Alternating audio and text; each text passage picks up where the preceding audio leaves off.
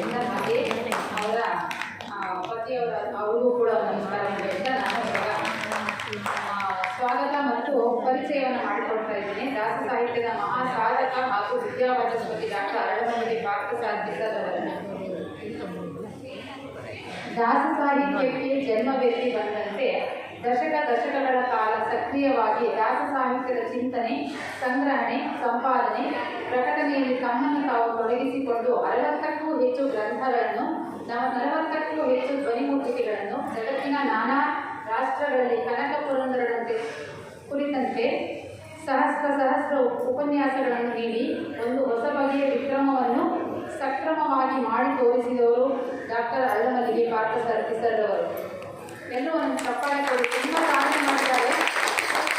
ಉದಾಹರಣೆಗೆ ಒಂದು ಪೇಜಿಗೆ ಇಳಿಸೋದ್ರಲ್ಲಿ ನನಗೆ 2 ದಿನ ಆಯಿತು ಅಂತಂದರೆ ನನಗೆ ಅತಿಶಯೋಕ್ತಿ ಅಲ್ಲ ಅಂತ ಹೇಳ್ಬೋದು. ನಿಜವಾದ ಅವರ ಪರಿಚಯವನ್ನು ನಿಜವಾದ ಅರ್ಥದಲ್ಲಿ ದಾಸ ಸಾಹಿತ್ಯವನ್ನು ವಿಶ್ವ ಸಾಹಿತ್ಯವನ್ನಾಗಿ ಮಾಡಿರುವ ಇವರು ದಾಸ ಸಾಹಿತ್ಯ ಎಂದರೆ ಮಾನವೀಯ ಮೌಲ್ಯಗಳ ನಿಧಿ ನಿಕ್ಷೇಪ ಎಂಬುದನ್ನು ದಟ್ಟವಾಗಿ ಮನವರಿಕೆ ಮಾಡಿಕೊಟ್ಟವರು. ದಾಸ ಸಾಹಿತ್ಯ, ದಾಸ ಸಂಸ್ಕೃತಿ ಹಾಗೂ ದಾಸ ತತ್ವಗಳನ್ನು ವಿಶ್ವ ಮಾನವತೆಗೆ ಅನ್ವಯಿಸಿ ಅದಕ್ಕಾಗಿ ತಮ್ಮ ಬದುಕಿನ ಸಮಸ್ತ ಚೈತನ್ಯವನ್ನು ನೀಡಿದವರು ಅರಳಮಲ್ಲಿಗೆ. ಅನೇಕ ವಿಶ್ವವಿದ್ಯಾನಿಲಯಗಳಲ್ಲಿ ದಾಸ ಸಾಹಿತ್ಯದ ಬಗ್ಗೆ ವಿದ್ವತ್ಪೂರ್ಣ ಪ್ರವಚನ ನೀಡಿ ಅನೇಕ ಸಂಶೋಧಕರಿಗೆ ಪ್ರೌಢ ಪ್ರಬಂಧ ರಚನೆಗಳಿಗೆ ಮಾರ್ಗದರ್ಶಕರಾಗಿ ದಾಸ ಸಾಹಿತ್ಯ ಪ್ರಸರಣ ದೀಕ್ಷಾಧ್ಯಕ್ಷರಂತೆ ಹೆಸರು ಮಾಡಿದ್ದಾರೆ.